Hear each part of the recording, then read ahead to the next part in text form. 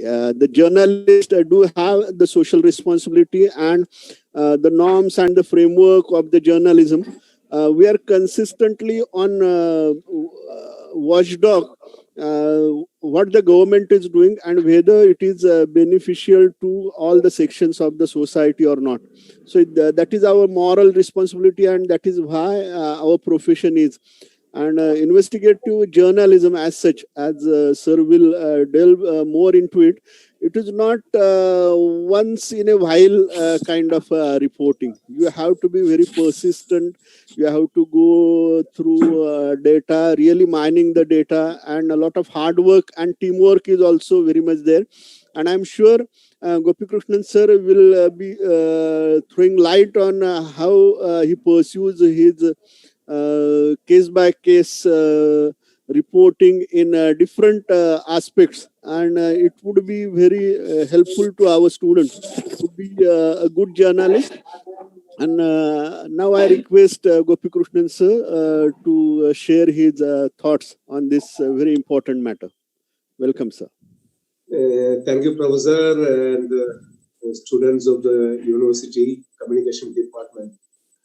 Actually, now the subject is given to me on this investigative journalism and other things. So I will, I think most of you might be aware, as far as when you talk about the investigative journalism, the most well-researched and well-known worldwide investigative journalism was the Watergate scandal.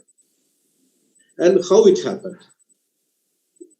Actually, once it was early 1970 when Richard Nixon was the US president, Republican was the president. Watergate is a building where Democratic parties, one office was working. So in the evening, there came a police report. So normally the police report was somebody tried to, some thieves tried to enter into the Democratic Party's office in the Watergate building. So next day, all newspapers carried that news as thieves tried to enter into Democratic Party's office, and it ended. But Washington Post, two reporters, Bob Woodward, both are alive today, very old men now. They are basically now Democrat side, 70 plus, they must be 75 or something. Bob Woodward and Carl Bernstein started thinking, why thieves enter into a political party office? They should have gone to some other good establishments, and which thief will dare to enter into a political party office, and what the hell he is going to get from a political party office?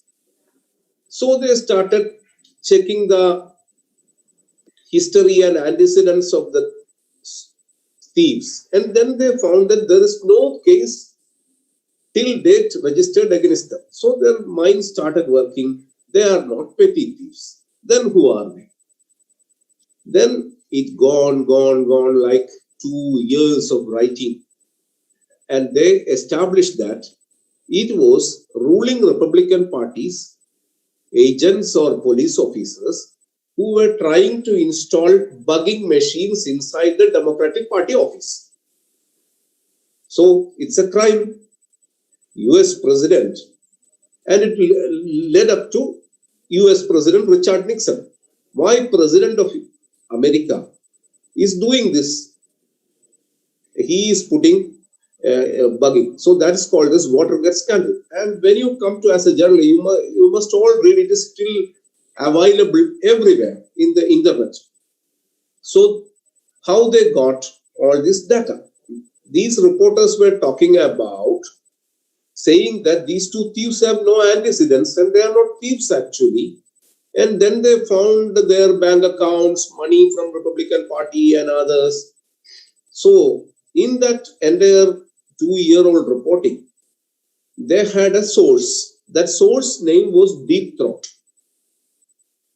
They put out a sexy name called a Deep Throat.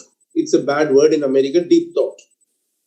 So every data to crucial data. They are saying one deep throat was giving to them. So at the end of the day, 1973, Richard Nixon, in the history of America, American president, was forced to resign. And leaving the office, Nixon said that I am not a crook. Apologizing, he just left office. So in 2000, so in 73 he resigned, but nobody was aware who the hell is this deep throat. And there were great Oscar movies. Now it is still available in the internet. All the President's Men. Journalists, as communication students, you must see these books and see this movie. And after 30 years, in 2000, very old man, in his 85 or 90, came to the press and declared, I am that deep throat. The entire America was for the past 30 years researching who is deep throat, and the journalists were here hushing it up. I am the deep throat. And that old man, he was in 90s. That when he come to the press conference, he looks like a baby smiling man. And he was FBI's number 2 Mark Felt. That time Nixon's number 2 in the FBI, Mark Felt, Director General Officer. Mark Felt was giving informations to these US reporters, and next day, these two reporters, they also reached in 70s. They declared that this old man was our deep throat and the great source of all this information. So it is all available. So they wrote again at the 30th year in 2000, because millennium came. That's why they decided to declassify. America, you don't keep secrets for a long time. There is a declassification process. So they wrote a very nice article which every journalist should read. So they said that how they started. So they said that we were earlier writing, then we got a call from this man, Bob Woodward got a call from this FBI number 2, Mark Felt. Mark Felt had a personal problem with American president for cutting down his seniority.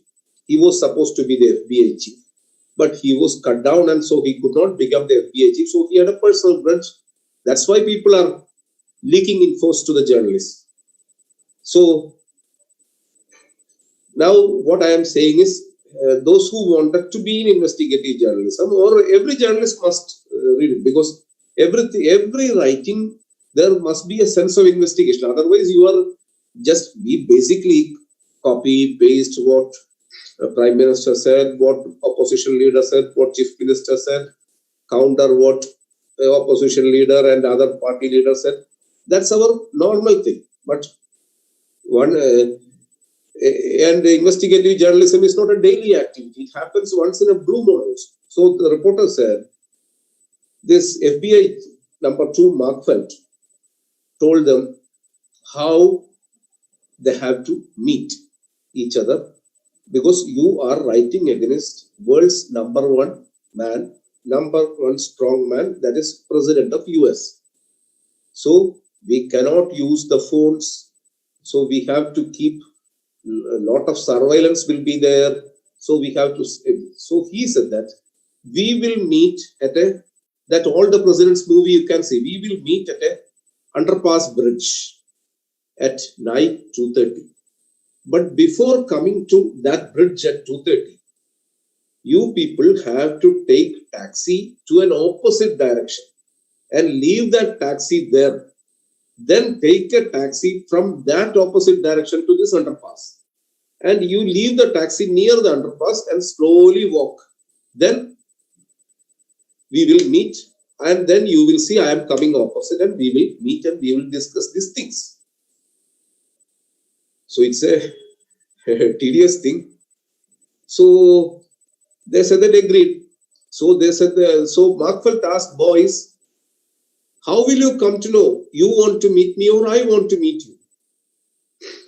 So he said, Mark Felt said, if I want to meet you people and give you an information. This is my trick. You people are working in Washington Post, and hopefully you are reading the counter paper, New York Times also. You are subscribing. So every day, look at, I just forgot the page number. Look at the page 6 or page 7. There will be a pen round mark in that 6. That means that night I want to meet you. So every day in the early morning when you get up, just took your New York Times and go to the page 6. If there is a pen round, that means you have to meet me in this night. So how I want to know you people want to meet me. So he told Bob Woodward, I know you are staying at such and such apartment, such and such floor. So you have a flower pot there. So Bob Woodward, so he was FBI chief, knew everything. So whenever you want to meet me, such and such time, you put a Turkish towel or something in that flower pot. So my people I will come to know you want to meet me that night. So meeting happened, 30, 40 meetings happened and they began. So they asked after the Nixon's this thing, and they said that yesterday, 2000 also, 30 years after also, we asked this old man, we can understand how you put newspaper, New York Times around when you want to meet me. But how you know we want to meet you and that flower pot is there? So the old man smiled and said that certain things can't be revealed. Everything cannot be revealed at a time.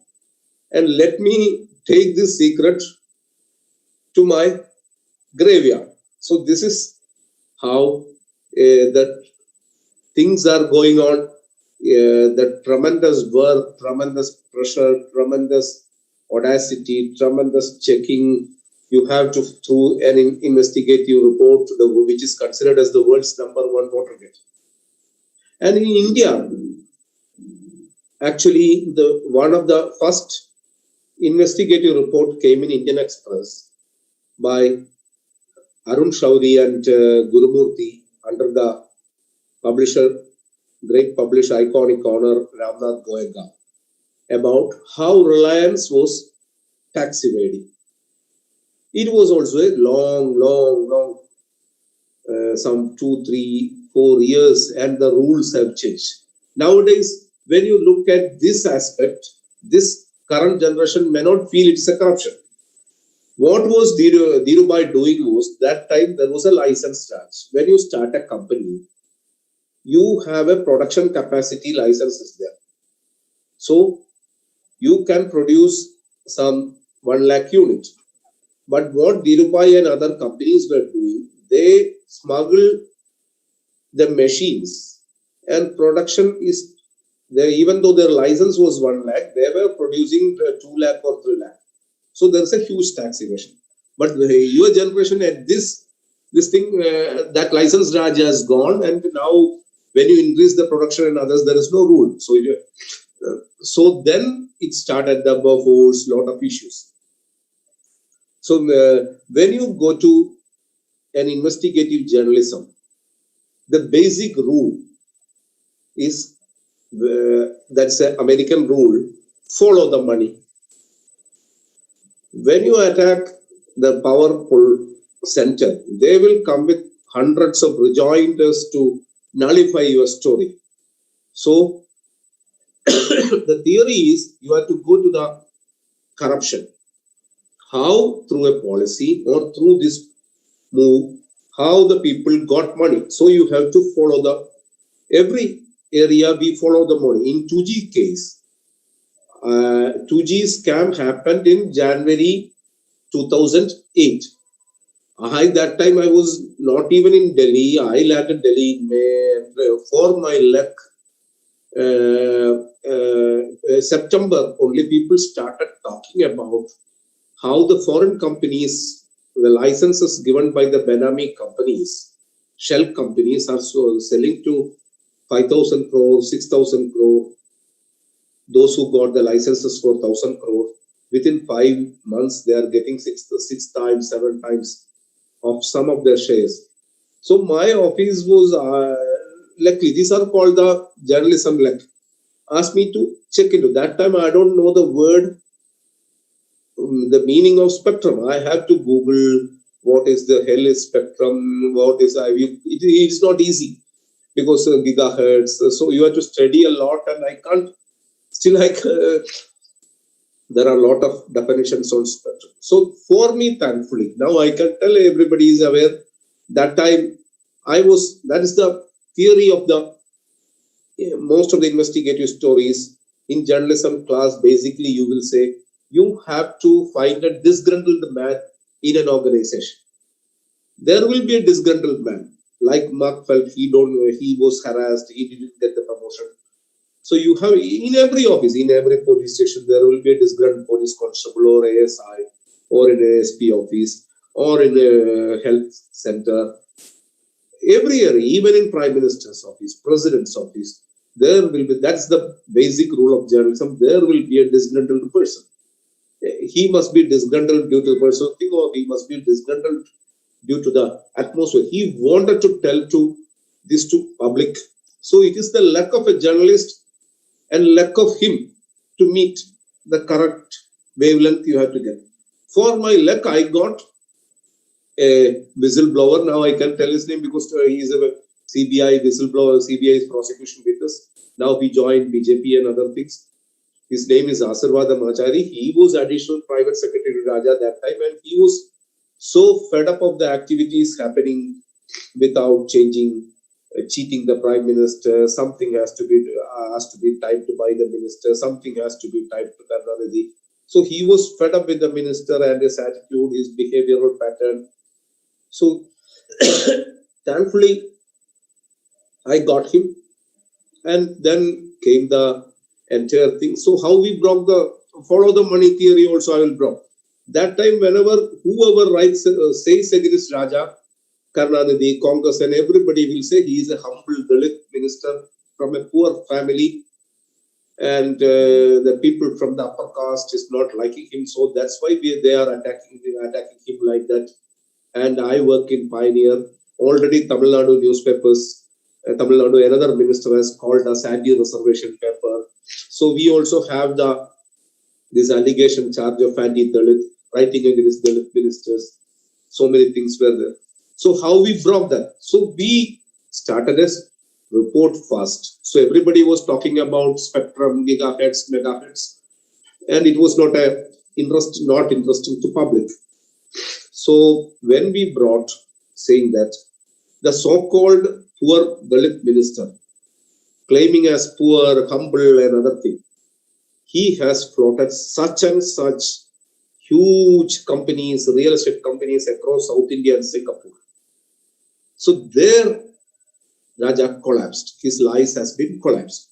That was his last press conference, actually. After our report, he never met any press in Delhi because he can't answer companies he floated in the name of wife, in the name of uncle, in the name of nephews, in the name of brother-in-law. We have started collapsing his family. Then when we come out, how he fooled the prime minister. Then 2 years and the telecom is a huge company, huge sector where journalists cannot touch long, because India's television and media, more than 30 to 40% advertisement is handled by the telecom companies and mobile phone companies. So it is not as easy to check, because we were also started losing a lot of advertisements. BSNL stopped that, but we continued. Because those days, editor used to tell us, Chandan Mitra used to tell us, we have entered into tiger's back. So we have no other choice. Kill the tiger, otherwise tiger will kill us. So that time, so many officers started contacting us. So we started getting into a lot of informations. Raja's letter, the midnight letters. Then we came to very hidden part of the story, which was the actually not masala part. when you bring say, sexy angle or ladies into the picture. Then we brought the Nira Radia tapes and others. There the government law, then CAG intervened, CBI conducted raid, Supreme Court started. So it gone. Now still the case is it. So how such a powerful people, when you done, you have to always remember, you should not lose the heart. You won the case in Supreme Court and the Supreme Court has cancelled all the 122 licenses. But after 7 years, how a little trial judge, they escaped through the criminal angle. Trial judge. So how you can't think, so that's the power of the accused. A small time trial judge talking against the Supreme Court judgment. You cannot imagine. So now the CBI is gone to High Court, and now the High Court new judges are supposed to start from December. On October 5 onwards, they started the daily hearing. And for the past 25 days, accused was simply arguing and delaying, asking silly questions of power of CBI to appeal. I have never heard such an argument.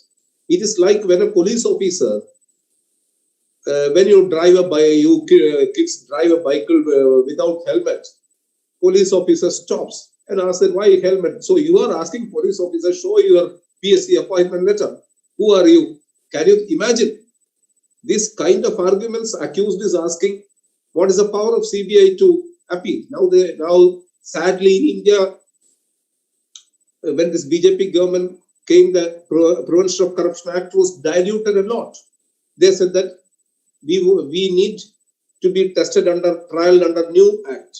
But the court said that no, your crime happened in the old act, so you have to go through. So these are all the things. But I'll tell you, being an investigative journalism, you have to research a lot, you have to read a lot, you have to be alert. And problem in investigative journalism, somehow in India, people think this is about police activities only, not the police activities. There are every area, whether in health, whether in civil aviation, whether in textiles, everywhere you have to, every journalist must apply his investigative mindset. Because somehow, some people and every area, nobody want to gone to a complex level. So you must always remember when you write a story, your mind should always check whether I am writing, representing this person said is correct or not. Politicians will say, the role of the journalist is to say, today he says so, but this was a stand earlier, hypocrisy, and others we have to bring it out. Not in the problem with American journalism is in the election time, you became one point. See, after 18, we are all voters. But when you write on an election campaign also there is an investigation is there. How the seats were denied, how a new candidate was parafloated, what are the irregularities, how the money flowing. But the problem is investigative. Luckily in India is a democratic country. You don't need to worry because journalists get brickbats or attacks very rarely in India. So you can say that this happened, that happened. And you have to distinguish between investigative journalism and maligning journalism, blackmailing journalism. Don't misunderstand the blackmailing with the investigation. When you write journalism, anything, you will get a lot of defamation notices. And as a journalist, whether you are in the desk or whether you don't like investigation, whether you like political reporting or anything, every journalist must learn the basic law, IPC, Indian Constitution, how the courts, whenever you are in the career path also, in this, after this COVID is open, just try to go to trial courts, witness how the court works, how the trial court works, what is happening, how the police brings the accused from pickpocketers to, because you don't need any pass to enter into trial court. Another thing, you have to keep quiet and switch off your mobile or silence the mobile, otherwise judge will seize your mobile. So just watch how it is going, how the prostitutes were brought in the court, how the rape cases were handled. So you will get to know as a journalist, and you will get to know the hospital, how they function, how they look at the COVID, how many rates were changed. Earlier, Supreme Court has to put out a cap for the basic COVID testing to 4,000. Now we come to know it is only 200 only. So India's hospital system was so much charging. So these are all the areas where investigation journalists, young journalists, we are all going to be. I reached 50, and I have hope on you young generation people, because these things can only happen to youngsters only. People like us have a lot of other domestic activities, domestic jobs, and we are getting tired. You look at the so that's why I say things will happen only in the age of youngsters only. But don't jump into Arnab Goswami style and accuse everything, and then got trapped into the case. So whenever you, basically in investigative journalism, whenever you write against a person, you are going to be a judge, executioner, probe, everything into one role. So you have to ask your consciousness, you have to ask to your inner soul, whether am I doing right? Please ask to your inner soul before doing an investigative journalism or attacking a person. You yourself has to ask to yourself before present your reports or project to your boss. You yourself think, are you doing the right thing? Am I doing the right thing? Or if your boss have been asked to do something, you have to report back to your boss, these are the things. And try to, don't never, you may get a fame by attacking some other person. So that, but karma will catch you. You have always remember. And I'll tell another example. In 2G case, I was looking for how I know Chidambaram's role. I know Sonia Gandhi's role, because without Sonia Gandhi's approval, you can't do these things. Without Chidambaram, this thing. So we could not catch Chidambaram in the 2G case, even though we catch hold of him as he is a home minister and finance minister. He was saved from the court. But how we were pursuing because a lot of people have helped me. Subramania Swami, Prashant Bhushan. Because as a journalist, you have to interact with a lot of people. You have to interact. You have to interact with groups. You have to interact with good people. Everybody has their own agenda, and you have to filter what you need and what is just. What your professor said was very correct. You have to be truthful. See, we are supposed to tell the truth to the society. Our job is to tell the truth. We can't tell all truths, but we can always take a decision. We will never lie. You may not or publish everything. You cannot. Certain issues you cannot publish. Your publisher will tell you, boys or girls, please avoid this issue. I can't bear this thing. That's fine. When you work in an organization, it happens. But you always make a decision yourself. You will never lie. That you yourself can do. So I'll come to some other thing. And as a investigative journalist, you have to do a lot of jobs. You have to maintain your whistleblowers. And I will tell you one thing. Journalists will get all the credits, and poor whistleblowers who helped you will become the unsung heroes. Some may lose life, some may fizzle out, some will become mad. I'll tell you one world's interesting story. There was you will get it in the Google and others. Britain has a secret agency which is very powerful agency, MI5 and MI6. You have to check. MI6 will look into the international affairs, MI5 will look into the domestic affairs. So there was a MI5 officer. His wife is also an MI5 officer. This MI5 officer's name is David Shayler. David Shayler. When you Google David Shayler. So David Shayler one day entered into his counterpart MI6 officer's cabin in Libya. Both of them were posted in Libya. So he saw his MI6 counterpart was putting a lot of cash in trunk. So he said that, what is this? You got some target? He said that, yes, we got a target because this money has to be given to some killing squad to kill the Libyan president Gaddafi. And they executed also, but Gaddafi saved from the blast. So the project was, Gaddafi was addressing people in a big stadium, national stadium. So the blast will happen, including Gaddafi, and a lot of people will be killed. But the issue was 200 people killed, but Gaddafi escaped. So what happened was David Shayler became, his conscience started asking, what is this kind of intelligence world we are working?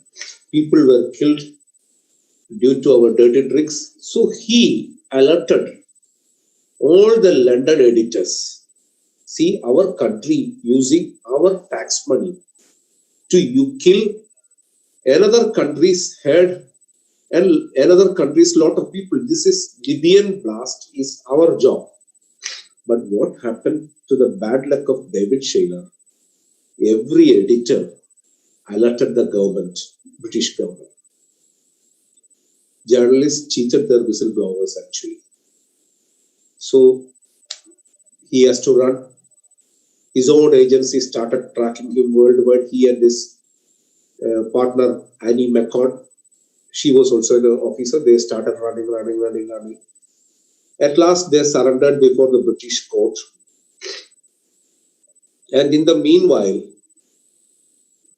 he found that judiciary was also wanted to fix him. So at the end of the day, David Shayler became mental. David Shayler left his wife Annie McCord, wife or partner, something. And David Shayler lost his mind. He started, he has been found sleeping in the cemeteries, sleeping in the dead body cremation cemetery sites. He himself started a cult. Now, Annie McCord now started a venture called the auditing or responsibility of investigation agencies. That kind, she is now in so many speakers, she is there. But David Shayler left her, he left with some other people, he got with some other people, he became mental. He started sleeping at the graveyards. This happens. In India also, I know a lady who is a LLM. She was a whistleblower in the railway case. She herself was an advocate. She found corruption in railways by an American company. She started alerting, but everybody was involved, and at the end of the day, she lost her this thing, and she even started sleeping near the High Court gates, outside her car. She also out from the family. She started feeling so many people trying to kill. It's all there. An investigative officers who gave you information. They are all unsung heroes. So many officers. The system will pounce on that officers and these whistleblowers. And being a democratic country, journalists will say, and sometimes journalists will be brought out by the system, and journalist cheats his own whistleblower and or his own friendly officer. So these are all the areas you have to, as a young generation. I am just coming to all these things, and you always have to remember, as an investigative journalist or any journalist, any field, you are getting a lot of information from so many people. How the people come to you? Because people are also watching the journalist. You always have to remember, many journalists forget that. So many these whistleblowers or information giving people, or some cabinet ministers inside the cabinet will give you. So they are all looking you and scrutinizing you. These things, how will come? These people will understand who is credible, who is gutsy, who will not cheat us. So as a journalist, as a reporter, you always have to remember that the entire world and their system is watching you. How come this Asarvadam Achari decided to give me information? He might got a sense that I will not ditch him. He knew so many people. He never told these things to anybody. So as a journalist, you always have to keep your mind truthful, keep a simple living. The money will come to you when you enter. There is a joke. It is not a joke actually. So it was termed as a joke. You always have to remember. You might, your professor might be aware. There was a magazine. Yeah, our generation. Dr. Sanjay ji must be aware. There is a magazine called Blitz. It's a tabloid. India's first yellow tabloid, Blitz, by R.K. Karanjia. So there is an R.K. Karanjia theory is there. For publishing 500 rupees, for publishing an article, we may charge 500 rupees, but non-publishing, we will charge 5,000 rupees. That means blackmailing. So in journalism, a lot of grey arts are there. See, so many people lost their credibility in the Neera Radia tapes, so many SR diaries. So you have to be truthful to yourself. You have to have a simple living. You have to be courteous to people. You have to remember which way you come. And this is I can understand many of the people come to journalism due to a passion. This is a passion to the society. That is why journalists are considered as fourth pillars. Media is considered as the fourth pillar in the democratic world. Why we are nothing. We have no power, nothing. Article 19.1 gives you freedom of expression. That's it. Like common citizen, not to journalists. Everybody has 19.1, Article 19.1. That's it. But why people consider some sort of, when you call a police station, I am so and so from such and such paper. Why SHO hears you? Because in a democratic country, we have been considered as the fourth estate. Because the society has given us some proud moments, and they have a trust in you, and we should not lose that trust. We should not cheat our society where we belong to. And there is another thing is whom a journalist is ultimately responsible. It was always a debatable point. Are you responsible? Are you accountable? Are you accountable to your company? Are you accountable to your organization? No. You are accountable to your readers. That means the society. So you have as a country's citizen, you have a responsibility to your country also. So I always tell the investigative journalism, you may get the credit and other thing, but you always have to see. So credits may come and go. History is long. After some time, somebody finds the faults in your investigative story, your entire image will go to the drain. So you have to be truthful. And as a journalist, I can tell you, every reporter has to investigate something where he is alive. You are not supposed to write everything chief minister says or municipal chairman says. You have to find the local issues. That's everything is investigative. Whatever you find something to the society and alert to the society, or for the betterment of the society, you alert to the government, such and such faults are there. That is, we are the Narad Muni or information passages between the public and the government. So we have a lot of responsibility. Everything comes under investigative journalism. 2G kind of things, Aircel Maxis kind of things, National Herald kind of things are once in a blue moon. It happens once in a blue moon.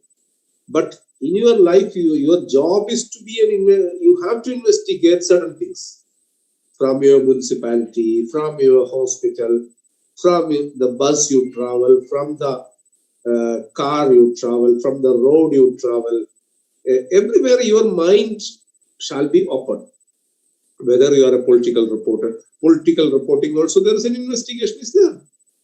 You should not think your mind and ears and eyes should be open. Then only it will happen. And some of us will go to desk also. That's not an issue. In desk also, you have to be open your mind. Whether this reporter has he has written true or this thing, as in the desk also, your investigative mind should shine. Your investigative mind should work in the desk also. Desk journalists are actually unsung heroes. The people always gets the credit to the reporter, and the person who made the copy beautiful in a reading worth, he also has to be investigative mind. I always thankful to my editors, my desk editors, my bureau chief. They have shaped my copies, and I should as a journalist, I should always courteous to them, and I should always remember the work they made, work they did on my copy and made it readable, even though credit came to me alone. So in a journalism field, while you investigate journalism and others, the problem with, I will tell these youngsters, saying that you should not be arrogant. The problem with the many journalists is, I know SP, I know DGP, and so I can't do everything. So many young or junior officers will meet you to tell, can you make a recommendation to DGP? So you don't carry it away with that. So always I have to say, as a journalist, I will tell you recently one book you should read. Recently, an iconic editor, Harold Evans, has passed away this month. He is Harold Evans, Harold, Harold Evans. He is the New York, London Times editor. He wrote a good book called Good Times, Bad Times.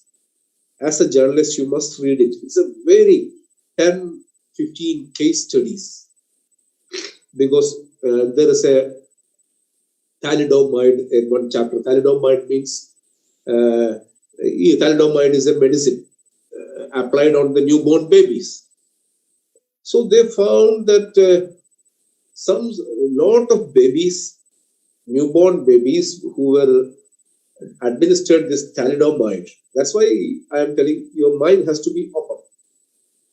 Has found certain problems in their bodies, their nervous system.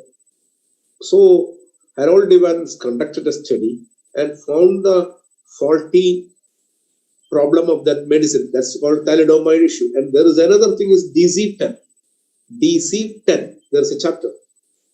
So there were a lot of DC-10 is a flight Boeing and Airbus, that kind of DC-10. There was a make flight.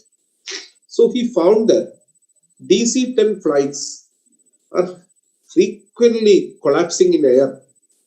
Lot of flight accidents. So they found how the flight accident happens. After you go certain kilometers, the flight's back door breaks from the flight and the flight collapses. Back door bursts up. So they found there was a construction mistake in the DC-10's screws and nuts in the last door. So these are all the journalist works. So you have to be, your mind has to be worked why the certain set of make flights are happening accidents frequently. You must read this. Book's name is Good Times, Bad Times. It is now available on Kindle also. And Harold Evans has wrote another. Anybody else? Harold Evans has wrote another book. It is known as Essential English. How to write essential English for journalists and editors and writers. Everybody should read that book. That book tells you how to write English properly. Even if you are not going to English or local regional language journalism, you must read it because it tells you how to phrase the words, and there are a lot of advices to journalists. One biggest advice in this thing is, when you say, I'm fed up of Maharashtra politics. Oh, 4 parties, 5 parties, I'm fed up of this. He says, when a journalist feels he's fed up of politics, my dear friend, there is a call for you to retire. So he said, the message is, you should not fed up with, you're a watcher. So you should not. You can become a later Rajya Sabha MP or minister. So many ministers, as even Arun Shauri Saab has become the MP and minister. That's not an issue. So many people has a problem, journalists becoming other. That's not an issue. We are all supposed to, anybody wanted to enter the system, that's not an issue. So I am just putting pause here. So anybody has some cost because I've been talking around 50 minutes monotonous. So what do you say, Sanjay ji? Let the people can sir, there are intervene. Questions in the chat box. I can't hear. Sir, there are some questions in the chat box. Okay. Yeah. Sir, your voice is little bit down. Okay. Yogesh sir. Sir, can you hear me? Yeah, I can hear you, but Sanjay, yes, sir. Sanjay's voice is not. Hello. Yes, not audible. Yes, now it is clear. Yes, sir. Yogesh sir. Sir, ye to eko. Yes, you can talk. Okay. So there are a few questions in the chat box. Yeah. Shardul Ganu has asked, the most investigative story stays in English newspaper reader or urban citizens. In that case, the investigative stories don't reach to the general public, and generally they don't care about what happened in that particular investigative story. So as a journalist, what can we do to convey that important investigative story reach to the general public? I'll tell you one thing. That's not correct actually. Okay. I work in Pioneer, still I work in Pioneer because I like the atmosphere there. We wrote around 200 reports, and most of our reports has come to the regional. What is our circulation? Our circulation is compared to so less than Times of India, Hindustan Times. And look at Indian Express. It is not also a biggest circulated newspaper. But most of the decision-making or earth-shaking stories come in Indian Express. Then others will take it out. What Indian Express publishes will become next day's 1 or 2 days regional newspapers picks up, because Indian Express is having a less circulation compared to Times of India and Hindustan Times and Times of India. In Delhi alone, lakhs and lakhs. But we are in thousands. Express is also in thousands or 10,000s. But they create, and there was, look at I will come to the regional heartland of India. How Madhu Koda was fixed. There was a newspaper called Prabhat Khabar. It was a regional newspaper. They picked it up. And how, look at the fodder scandal. Lalu's fodder scandal. It came from the Bihar heartland, regional papers. How it came. Now also in the fodder scandal, people still talks about stealing the fodder and other things. It's not the stealing the fodder. It is actually a case of how the government legislature colludes to hush up a CAG report. What is the fodder scam? CAG found a lot of discrepancies in the animal husbandry department. One hen is eating 25 kilogram food per day. Think of it. One hen is eating 25 kilogram food, and lakhs of tons of fodder has been transported in a vehicle, and vehicle's number turned out to be a Chetak scooter. So CAG found it. When CAG tabled the report, before CBI jumping in, what Lalu did, Chief Minister Lalu did was, he gave it to PAC, Public Accounts Committee, which is headed by opposition leader. Now the case, who gone along with Lalu in jail? PAC chairman and Lalu. Because Chief Minister and Public Accounts Committee chairman compromised and tried to dilute, tried to kick out CBI from investigation, CBI and CAG from investigation. So this happened from a local level, Patna-based, Patna and Chai Basa, and still from Patna, it's not easy. It happened in the Chai Basa treasury. How it happened? Small time reporters, and there was a maverick CBI IG. I just forgot his name, Bengal. He later became minister. He is the chief of the photo scam. I just forgot his name, famous IG. He became minister in Trinamool Congress recently. Minority Affairs Minister. I just forgot his name. Very famous. I should not have forgotten. He's known as Dada. He was the CBI IG. He brought CRPF. So these things, how people get to know. So it is nowadays social media is something. So many people. First, the information will not flare because big newspapers have no time to look into this, because big newspapers always look into fill the advertisements. How the newspaper or media starts working. First, every morning, 24 hours, next day's newspaper or the television channels, the ad slot will be first given.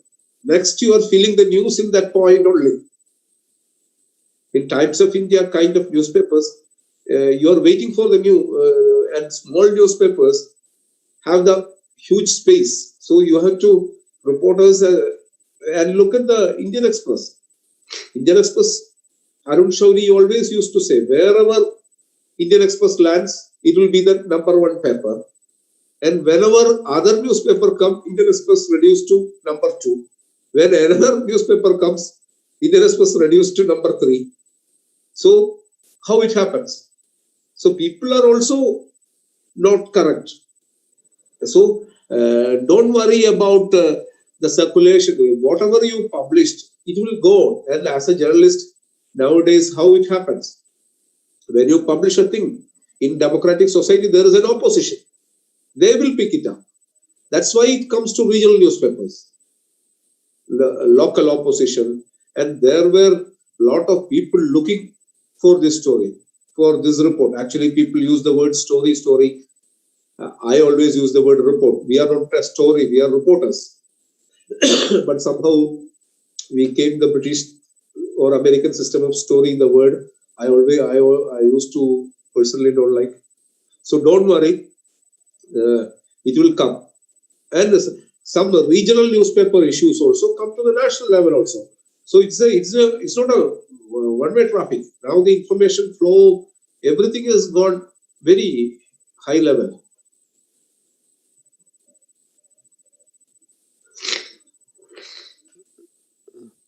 So you said that every report has an element of investigation, and as the advice of the Watergate scandal, follow the money trail. Yeah. So how the journalist should be trained in systematic investigation and thorough research? Actually, there is no training actually.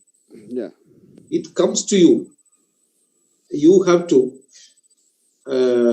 I'll tell an example.